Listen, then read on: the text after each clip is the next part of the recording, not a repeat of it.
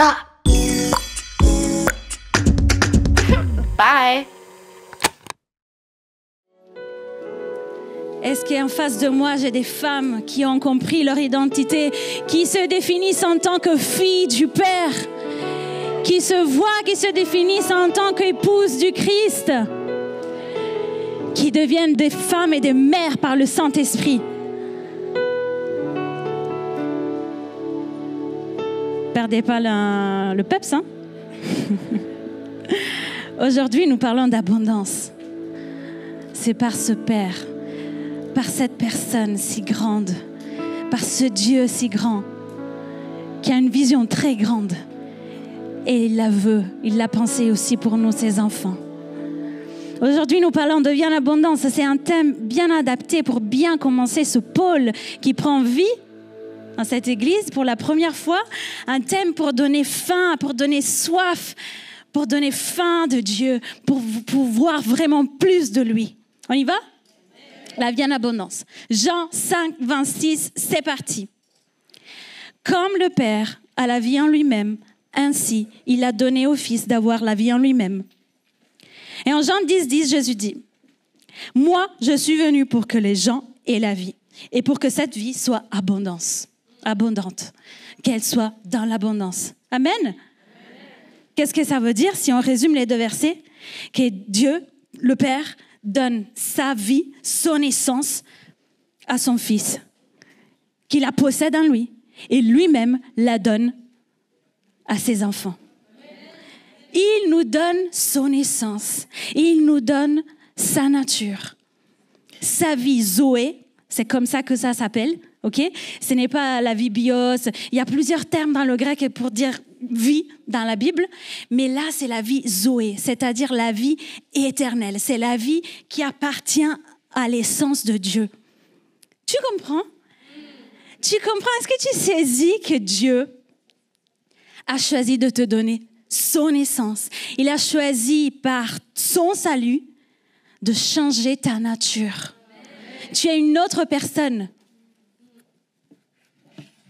La vie Zoé, une vie de plénitude et d'éternité. Et s'il vous plaît, ne dites plus, je ne peux plus entendre dire, il faut se contenter quand même de la grâce, c'est déjà bien. Comme si la grâce était quelque chose de petit, comme si on devait se contenter vraiment de la grâce. Est-ce qu'il faut vraiment se contenter de la grâce? Ma sœur, la grâce, elle est suffisante en elle-même, mais elle n'est pas synonyme de suffisance. Amen. On est d'accord? Ne foule pas la grâce sous tes pieds. C'est le don le plus parfait que personne ne pourra jamais te faire. Tu sais pourquoi? Parce que c'est à cause de cette grâce que sa force est rendue parfaite dans ta faiblesse.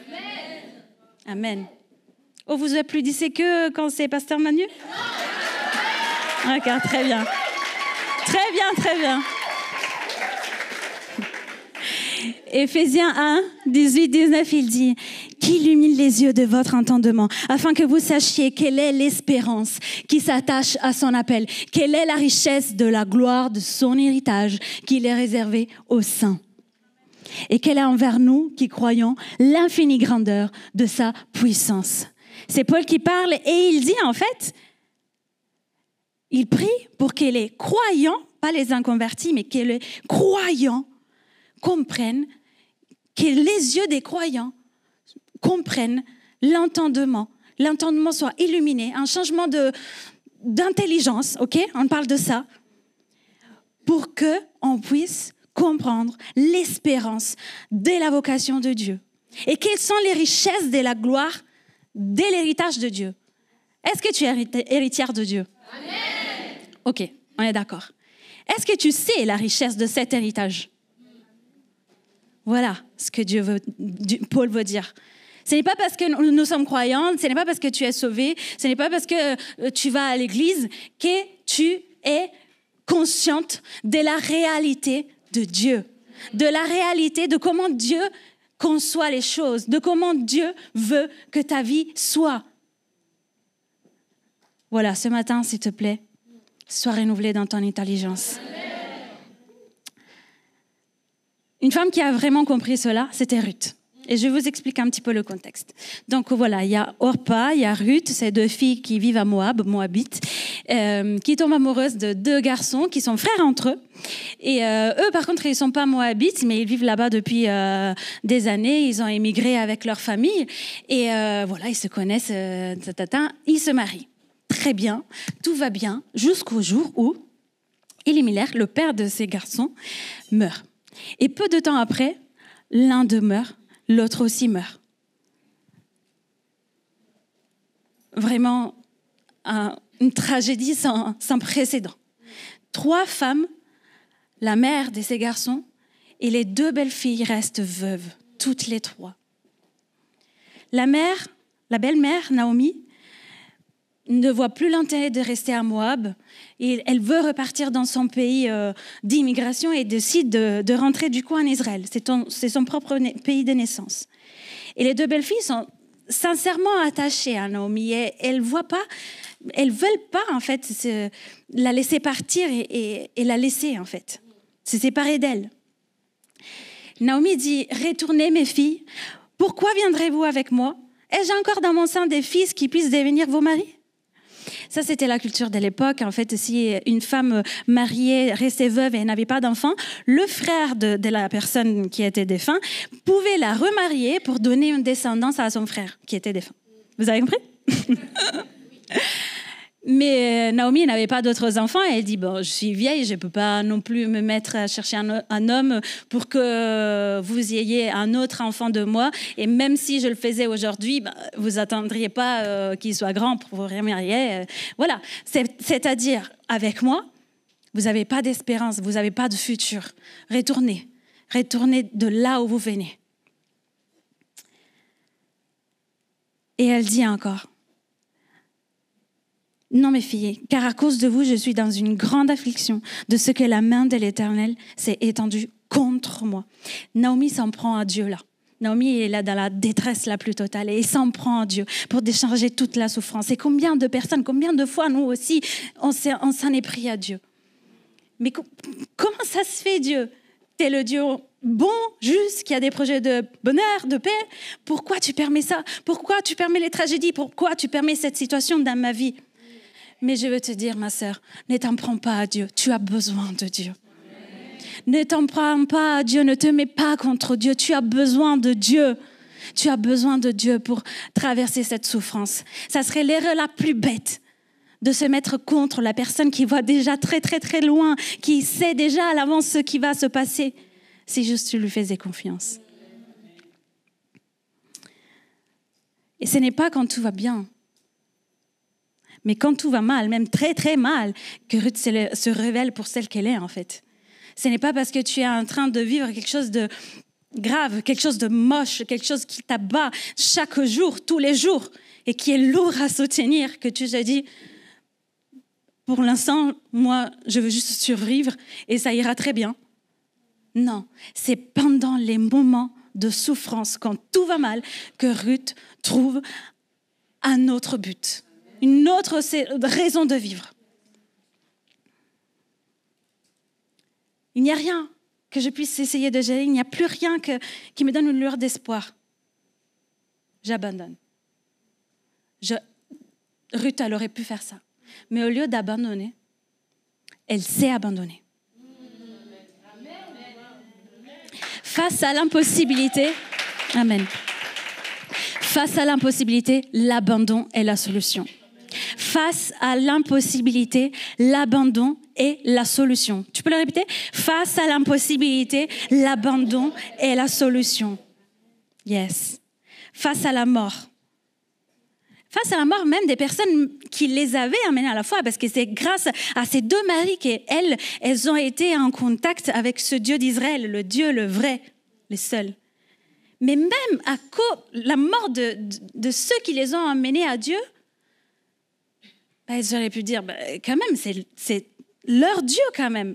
Et il a permis qu'ils meurent. Mais non. Ruth avait déjà cru, avait déjà entendu, avait cru que Dieu avait visité son peuple. Orpa aussi avait entendu, mais elle n'a pas cru. Et elle a préféré de revenir en arrière, de revenir à sa famille, de revenir à son peuple pour recréer une vie comme avant, comme si de rien n'était, comme si cette parenthèse, elle n'avait jamais existé. Mais Ruth, elle avait cru. Et ça, c'est la position d'un croyant. Okay? C'est la position d'un croyant, d'un nouveau dans la foi qui entend et croit. Mais le switch se fait quand elle décide, quand elle dit « j'ai cru » et une chose seulement je sais, je ne sais absolument rien, mais si je sais une chose, c'est que je ne veux pas revenir en arrière. Je ne veux pas revenir au monde d'avant. Je ne veux pas revenir à mon peuple d'avant. Je ne veux pas revenir au Dieu d'avant. Parce que j'ai cru en le Dieu vivant et vrai. Et quand elle a compris cela, qu'elle ne voulait pas revenir en arrière, elle s'est dit, la seule chose que je peux faire, c'est de poursuivre. Et dans le monde spirituel, pour poursuivre, il faut suivre.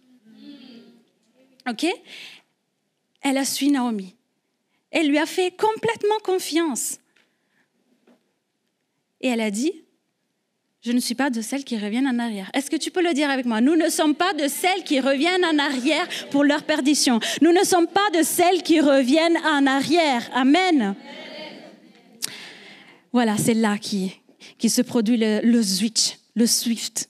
Le switch. C'est là. De croyant, elle décide de suivre et du coup, elle devient disciple. C'est ça, être disciple, c'est de devenir un suiveur de Christ, ok?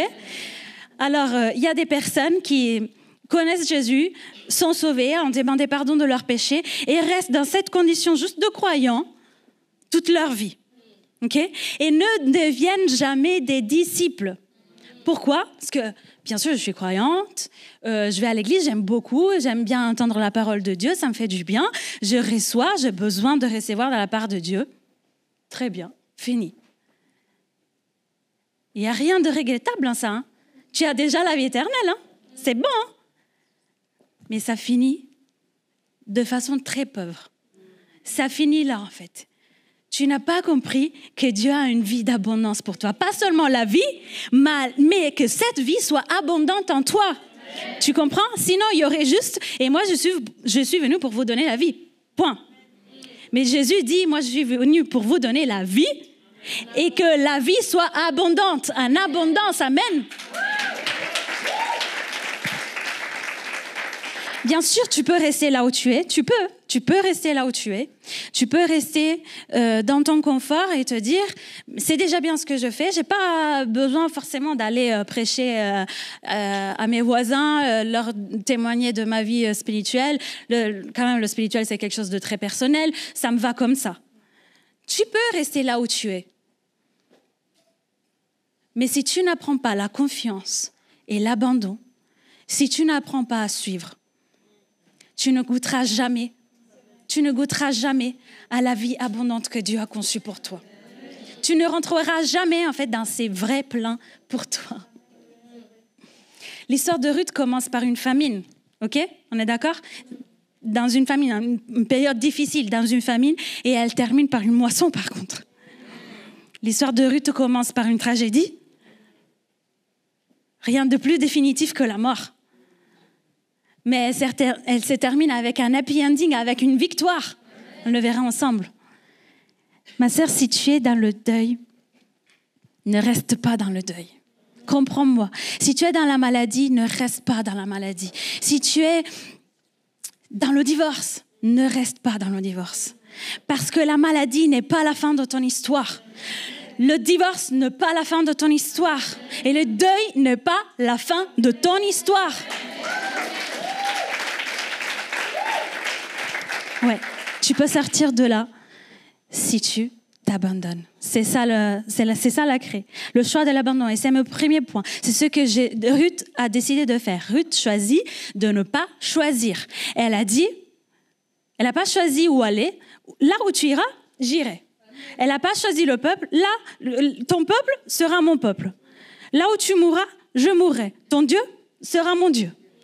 Elle a juste dit, j'ai choisi de ne pas choisir, je te laisse le contrôle. C'est toi qui fais, moi je suis. Ça, c'est vraiment l'attitude du disciple, de celui qui a compris que ça vaut toute la peine de faire confiance en Dieu. Parce que quand tu abandonnes, dans le monde, en fait, dans le sport, par exemple, quand tu abandonnes, en fait, c'est synonyme de défaite. Okay? Tu abandonnes, tu sors de la course. Pour le monde, l'abandon, c'est sortir de la course. Mais avec Dieu, l'abandon, c'est entrer dans la course. C'est là, en fait, que tout commence. C'est par cet acte-là d'abandon que tout commence. Et si tu abandonnes, Dieu, voyons ce que Dieu a fait dans la vie de Ruth. Premier, te donne du travail. Il te met du travail, il te donne des choses à faire, il te donne du travail, il pourvoit pour toi. Ruth dit, laisse-moi, je t'ai pris glaner dans les champs de la personne aux yeux duquel je trouverai grâce. Parce que, attention, les deux, Naomi et Ruth, elles arrivent à Bethléem, mais elles n'ont absolument rien du tout. Elles ont peur, les poches, elles sont vides, ok? Elles arrivent avec la queue entre les jambes, elles reviennent sans rien. Elles ont juste des larmes pour pleurer. Elles n'ont rien du tout. Et Ruth dit, bon, pour manger, il faut bien que j'aille travailler. Mais elle est étrangère, elle a une immigrée, elle a une veuve, et elle est moabite. Et il faut savoir qu'à cette époque-là, les Juifs détestaient les Moabites.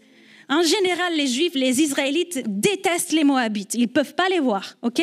Parce que les Moabites, c'est considéré comme des pécheurs, et Dieu il les a maudits, etc. Donc, Ruth était une immigrée, Ruth était veuve, Ruth était pauvre, Ruth était moabite.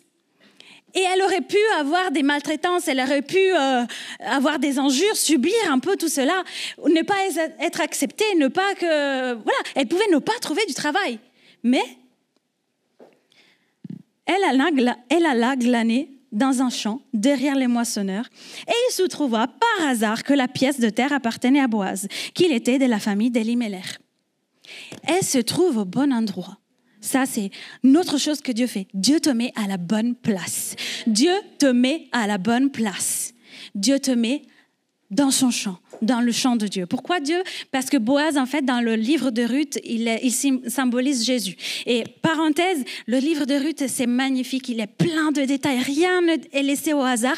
Et vraiment, ça vaut la peine d'aller l'étudier un petit peu plus en prenant un commentaire, etc. Parce que chaque nom, chaque prénom, chaque détail a une signification. Et c'est très, très, très symbolique. Et pour le coup, Boaz, il représente Jésus. Ruth, elle représente nous tous, l'Église, ok? Donc, en fait, elle se retrouve dans le champ de Dieu. C'est incroyable. En fait, elle se retrouve à travailler dans le champ de Dieu. Elle se retrouve à travailler pour la moisson de Dieu. Boaz lui dit, « Écoute, ma fille, ne va pas glaner dans un autre champ, ne t'éloigne pas d'ici et reste avec mes servantes. Regarde où l'on moissonne dans le champ et va après elle. J'ai défendu mes serviteurs de te toucher. Et quand tu auras soif, tu iras au vase et tu boiras de ce que les serviteurs auront puisé. » Waouh! Quelle bienveillance! Quelle bienveillance! Et elle tomba sur sa face et se prosterna contre terre, et lui dit, « Comment ai-je trouvé grâce à tes yeux? Pour qui tu t'intéresses à moi alors que je suis une étrangère? » Elle ne s'y attendait pas du tout. Pourquoi un tel intérêt? Pourquoi une telle bonté? Je suis une femme moabite dans une très mauvaise position. Pourquoi tout cela? Parce qu'elle a trouvé faveur. Alors, elle dit, « J'ai trouvé grâce à tes yeux. » Alors, en hébreu, le mot « grâce » se dit « chesed ». Chesed, répète après moi. Chesed. Chesed. Mais dans ce texte-là, le terme qui est traduit par grâce, ce n'est pas chesed, mais c'est chen. Chen signifie littéralement faveur. Et il y a une différence entre faveur et grâce. Okay? Reste avec moi parce que c'est intéressant. Il y a une différence vraiment de fond et très, très, très importante. Parce que la grâce, c'est un don immérité. Il ne dépend absolument pas de ce que tu as fait, ce que tu feras, ce que tu peux faire. Dieu, c'est le premier qui t'a aimé. Ce n'est pas toi qui commence, qui est à l'origine de son amour. C'est lui qui t'a aimé le premier et c'est pour cela que tu l'aimes. C'est lui à l'origine de la grâce. Tu ne peux rien faire pour la mériter. Tu ne la mériteras jamais. C'est juste donné. La faveur, par contre, la faveur découle d'une action que tu fais, d'un choix que tu fais, de quelque chose que tu fais, une décision charnière dans ta vie qui conquit le cœur de Dieu. OK? C'est ça toute la différence.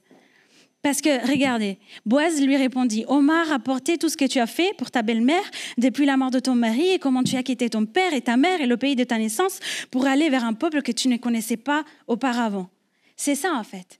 Lui, il lui dit, « Je te dis, c'est là, je t'accueille parce que tu t'es abandonné, parce que tu as décidé de suivre. » Ça, c'était le choix de Ruth et c'est ça qui a conquis le cœur de Boaz.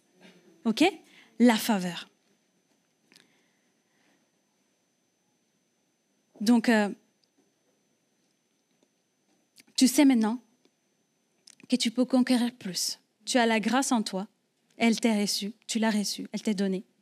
Maintenant, tu peux choisir s'y avoir plus encore. Et ça, il faut le demander. Il faut le demander. Il faut faire un acte de foi pour conquérir le cœur de Dieu. Et maintenant, tu sais maintenant qu'est-ce qui fait capituler le cœur de Dieu en ta faveur. C'est quoi? Yes. Très bien, Père. C'est l'abandon. C'est l'abandon. Dieu a répondu, il a pourvu pour Ruth et sa belle-mère aussi, mais Ruth ne se contente pas d'avoir de quoi manger, elle veut changer toute sa situation entière, OK? Ruth est audacieuse. Alors, vous vous souvenez de l'affaire selon laquelle Naomi ne pouvait pas faire un autre enfant pour donner à un autre mari, etc. La question du rachat, ça s'appelle comme ça, le rachat, OK? Eh bien, ça se trouve que Naomi n'avait pas pris en considération que même un parent proche pouvait avoir le droit de rachat sur la veuve. Pas seulement le frère du défunt, mais même un parent qui était proche. Et voilà, ça se trouve que Boaz, c'était un parent proche. Mais très bien. Du coup, Naomi, sa belle-mère, lui dit, « Ma fille, je voudrais assurer ton repos, afin que tu sois heureuse. Je ne veux pas seulement que tu aies la vie, de quoi vivre. Je veux ton repos, je veux ta shalom, je veux ton bonheur. Lave-toi et oins-toi, puis remets tes habits et descends en l'air. » En fait, il y avait la fête de la fin de la moisson et du coup, c'était de tradition que tous les hommes dormaient à l'air de battage à côté de la récolte. C'est pour ça qu'il était dans l'air. Il lui dit, descends dans l'air. Tu ne te feras pas connaître à lui jusqu'à ce qu'il ait achevé de manger et de boire. Et quand il ira se coucher, je me suis perdue, observe le lieu où il se couche. Ensuite, va, découvre ses pieds et couche-toi. Il te dira lui-même ce que tu as à faire. Un truc un peu bizarroïde, mais Ruth dit, je ferai tout ce que tu m'as dit. Et elle le fait. Boaz se réveille au bon milieu de la nuit et il dit, mais qui es-tu? Elle répond, je suis Ruth, ta servante. Étends ton aile sur ta servante, car tu as le droit de rachat. Attention, là, elle se présente en tant que servante, alors qu'avant, elle disait ne pas avoir ce statut. Elle disait, et pourtant, je ne suis pas, moi, comme l'une de tes servantes. Mais là, elle a changé de statut. Elle a monté d'un cran. Elle dit, je t'appartiens, je suis à toi, je suis ta servante. Étends ton aile sur moi, un signe de protection, un symbole du mariage. Prends-moi un mariage, genre. Du coup, attention, je me suis imaginé un petit peu le truc et je me suis imaginé les pauvres, les femmes célibataires de Bethléem qui avaient mis les yeux sur Boaz, ce propriétaire terrien hyper riche, beau, qui aime Dieu, célibataire. Et se disent, mais Ruth, t'as pas vu qu'il y a la queue en fait tu te prends pour qui? T'es une veuve, tu viens de nulle part, t'es une Moabite, t'es même pas une de ses servantes. Tu veux quoi, en fait? Ma sœur, sois audacieuse dans tes prières. Sois audacieuse dans tes prières parce que tu as droit à demander. Ruth, elle a fait un truc un peu bizarre. C'est un stratagème un peu particulier. C'était pas très habituel de se comporter comme cela. Mais fais attention, c'était dans son droit de demander le rachat. Okay? Tu as le droit de demander le rachat. Fais des prières audacieuses, ma sœur. Fais des prières qui même puissent déranger les autres, qui puissent se dire « Mais qui es-tu? Mais quelle prétention de demander cela ?» Non, Parce que dans le monde spirituel, tu peux être ambitieuse. On ne parle pas de prétention, mais d'ambition. C'est différent, ok? Tu peux demander. Sois audacieuse dans la prière, ma sœur. Et Boaz est conquis complètement par son audace. Il dit, sois bénie de l'Éternel, ma fille. Ces derniers traits témoignent encore plus dans ta faveur que le premier. Car tu n'as pas recherché des jeunes gens pauvres ou riches. Maintenant, ma fille, ne crains pas. Je ferai pour toi tout ce que tu diras. Waouh, moi aussi, je veux que Dieu me dise, ne crains pas, ma fille. Je ferai tout ce que tu me diras.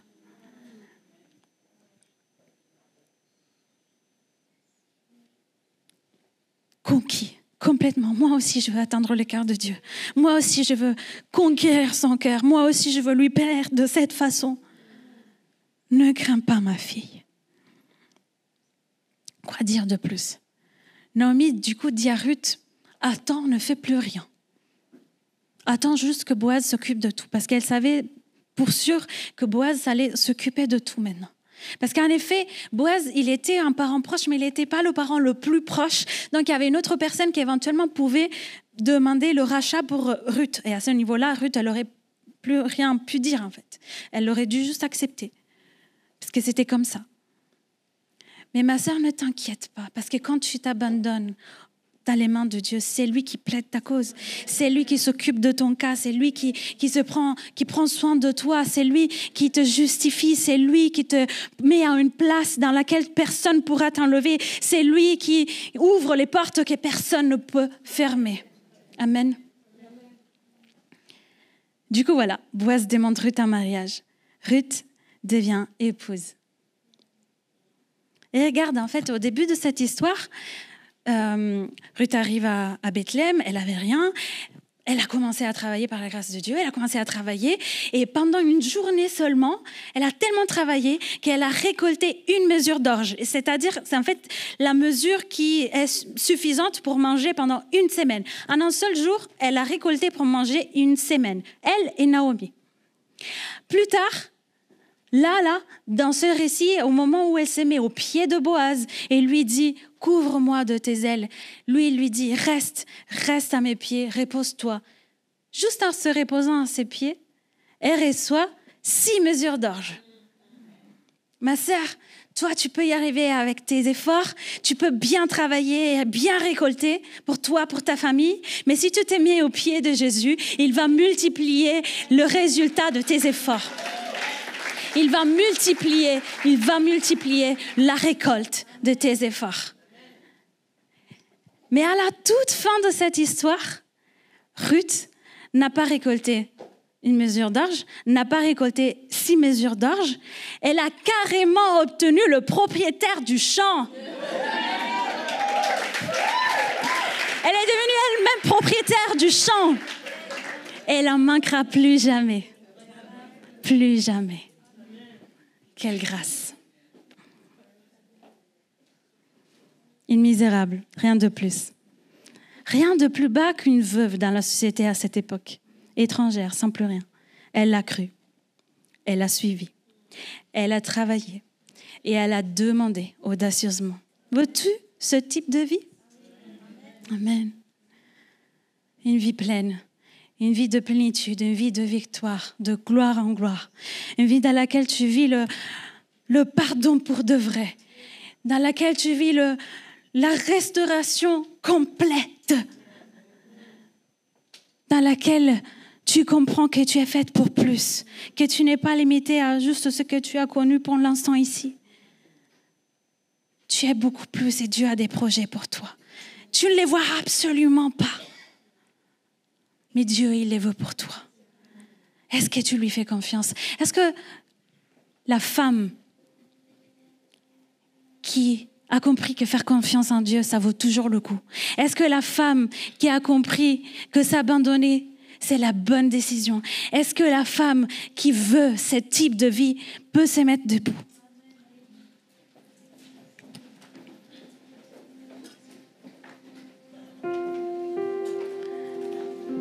tu vas acquérir un sens dans ta vie. Tu vas acquérir un but. Qu'il illumine les yeux de votre entendement, afin que vous sachiez quelle est l'espérance de sa vocation pour vous. Quelles sont les richesses de la gloire de son héritage parmi les saints.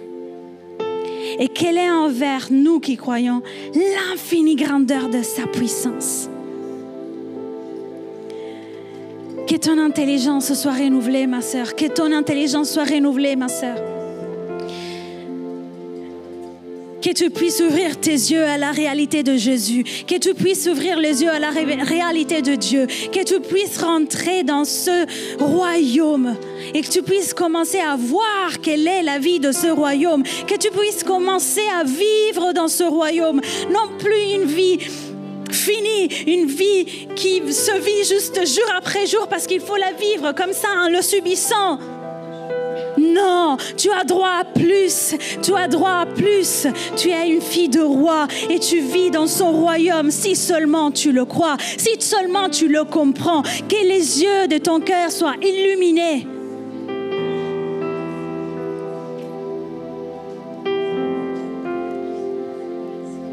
Ma sœur, la vie a été assez brutale avec toi. Le voleur, il est arrivé. Il a ravagé. Il a volé. Il a détruit. Il a tué. Mais Jésus est venu pour te donner sa vie. Pour te donner sa vie que en toi soit abondante.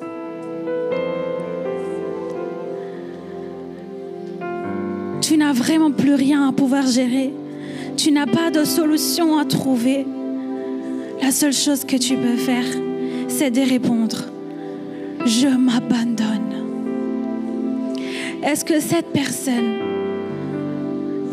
personne qui n'en peut plus de subir, qui n'en peut plus d'endurer avec ses forces, qui n'en peut plus d'être fatiguée jour après jour, mais devoir continuer, mais voilà, même s'il y a la lassitude, elle peut pas, elle doit continuer avec ses efforts, elle doit tenir sa famille, avec ses efforts, elle doit tenir sa santé mentale aussi. Est-ce que cette femme qui est fatiguée peut venir devant et dire « Je m'abandonne ».